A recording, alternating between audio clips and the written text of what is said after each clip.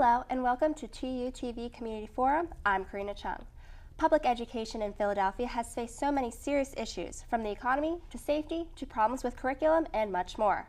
Somehow, many students manage to make their way from kindergarten to graduation, but some stop their education along the way. The General Education Development Test is an examination that many Americans, young and old, can complete to obtain the equivalency of a high school diploma. The completion of the GED test can open many closed doors for Americans when it comes to finding a new job or even applying for higher level education. As of January 2nd, 2014, the test is changing, which can make it more difficult for some to pass. Joining us today is Diane Inverso, the Director of Adult Literacy Programs for the Mayor's Commission on Literacy, who has earned her bachelor's and master's degree from Temple University, as well as Mike Sack, the Education Director for Youth Empowerment Services in Philadelphia, as well as the Founding Education Director of Youth Build Philadelphia Charter School. Thanks for joining us today.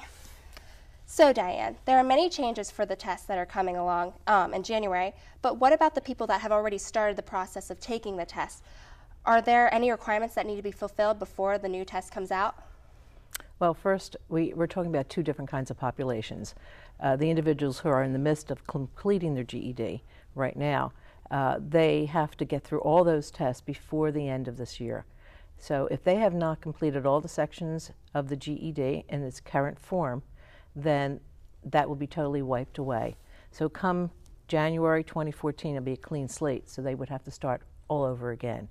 For the individual who's starting the process of getting the GED, there has also been conversation as to how to advise them.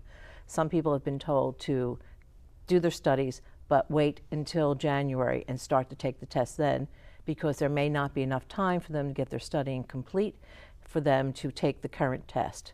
So there's a couple different ways of thinking about it. So I've heard that a lot of people are trying to get their GED test completed before the new test is about to come around. Is that a good thing or is that a bad thing in terms for the preparation and the studying and the completion of the exam? Again, it's mixed. Mike, what are your thoughts on it? Yeah, well, it's a necessary thing, actually, for us at Yes Philly, which is a community-based organization. We have a number of young people who have been working sometimes for up to 2 years to finish this 2002 version of the test.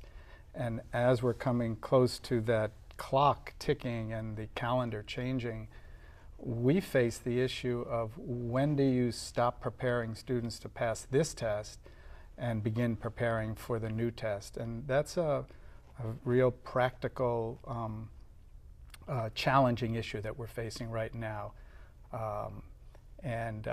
When do we accept new students in and tell them you're no longer getting ready for the 2002 test, but you're getting ready for the 2014 test.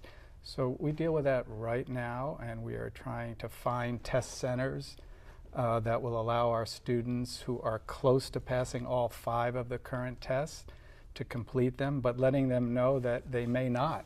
And if they don't, they'll start again. But that may not be a bad thing. I think the other thing to be mindful of, up until just a few months ago, there were only 3 GED testing sites in the city of Philadelphia, and those seats for people to come in and take the test is limited.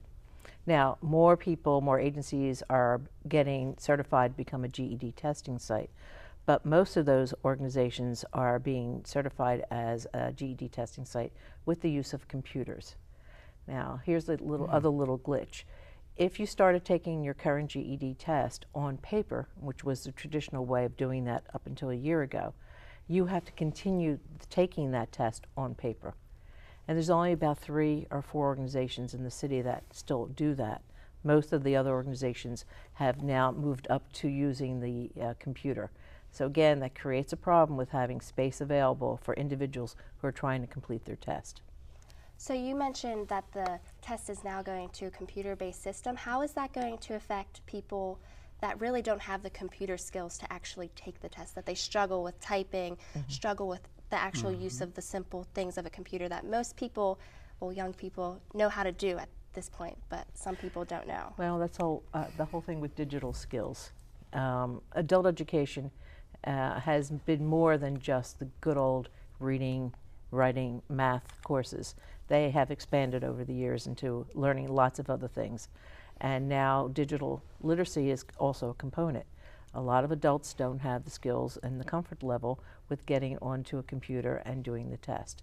So situations like having the key spots, which are public access centers in the city, and various rec centers have labs that are available that individuals should take advantage of and go in and learn how to use a computer so that they are a little more savvy with having digital skills. I think it is an equity issue, though, because there are perhaps the 40% of the population in Philadelphia that do not have access to the internet at home. And so that becomes an equity issue of having to find a center where you can learn these technology skills. It's more of a problem, I think, for the adult community and the community at large than it is for community-based organizations that can get access to these technology resources and start to prepare students. But many of the learners don't have access to these programs. They're on their own and they're trying to prepare that way. So along with all the new skill of a digital skill that the new testers need to take, they have changed some of the tests. It was once 5 parts and now it has gone down to 4. What used to be literacy, mathematics, science, social sciences, and writing, but they've taken out the writing section and have implemented it into all 4 parts. How is that going to change the test for the takers in 2014? Well, I don't know whether it being divvied up into 4 versus 5 makes a difference. The point here is that they have to now know how these skills are integrated across the test. So writing is not a standalone piece. And also how the subject matter is taught is going to be important for the teachers. So that's a little bit to what Mike had referenced.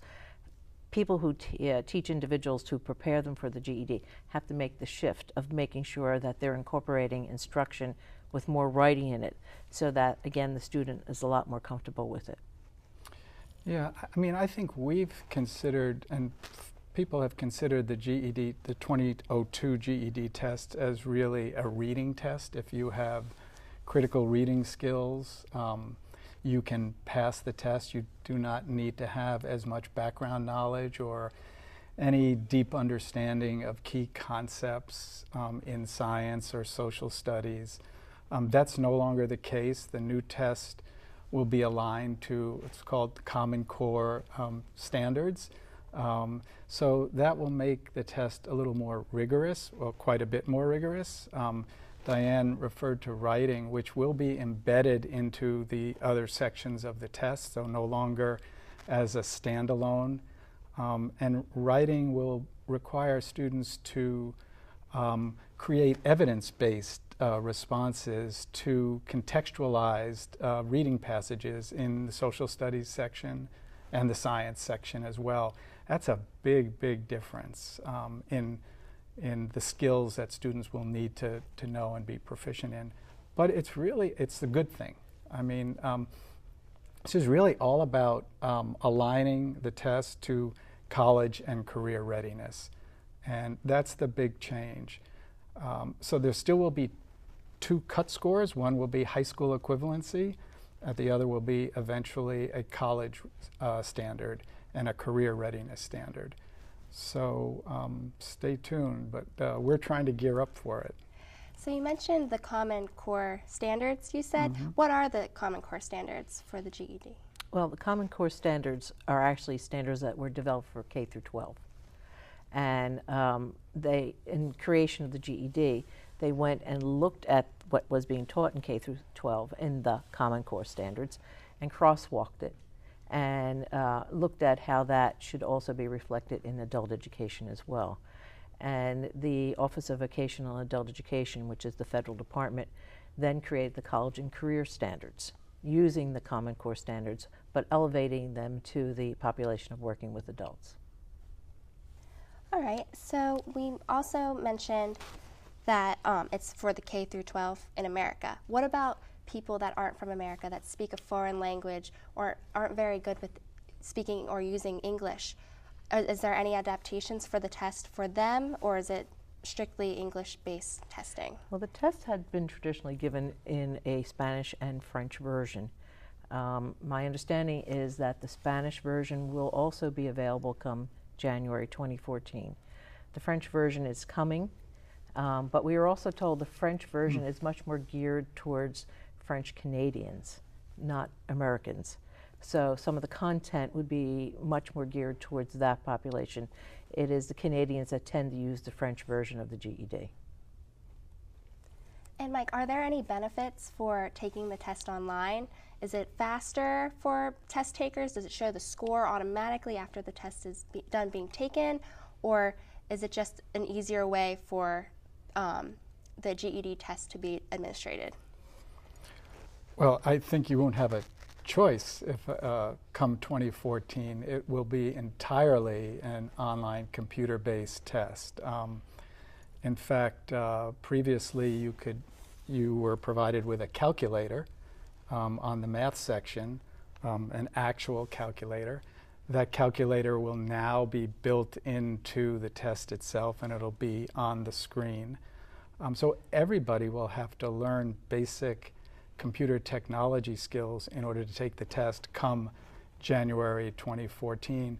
And these skills will be word processing skills.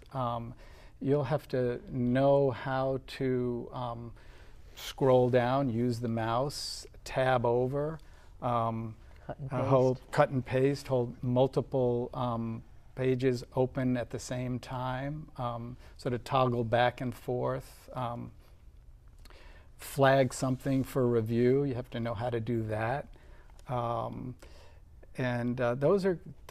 and have just basic word processing, typing skills, keyboarding skills in order to be ready to take this test. So you have to have computer-based skills, and you will have to take it as an online test.